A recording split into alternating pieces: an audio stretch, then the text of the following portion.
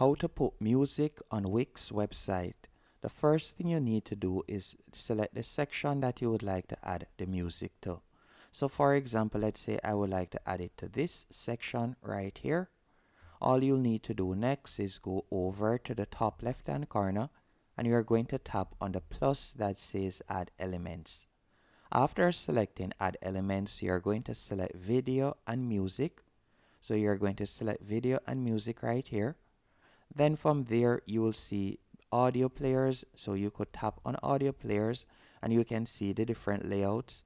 You can select Wix music and you can see the different layouts right there. If it is a case that you would like to add a Spotify player or iTunes player, you can do that, as you can see right there. And you can also add podcasts if you want.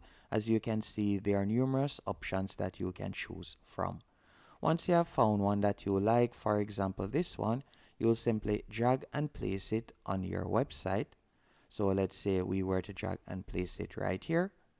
After you have done that, all you'll need to do now, you can tap on manage your music. After selecting manage your music, from here you can select the audio track that you would like to use and all of that. So depending on whether you have chosen iTunes or Spotify, you will be redirected to a new dashboard.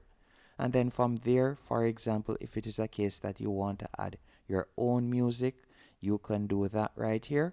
So you could create your own album or create your own single. So you could upload your own audio tracks if you want on your website. So you can do that using the Wix music player, as you can see here. And that's it. Hope you found this tutorial helpful and informative. For example, let's say we wanted to add a single. We could tap on create single. Then from there you would add the single name, and then you could scroll down, add in your name or the artist's name.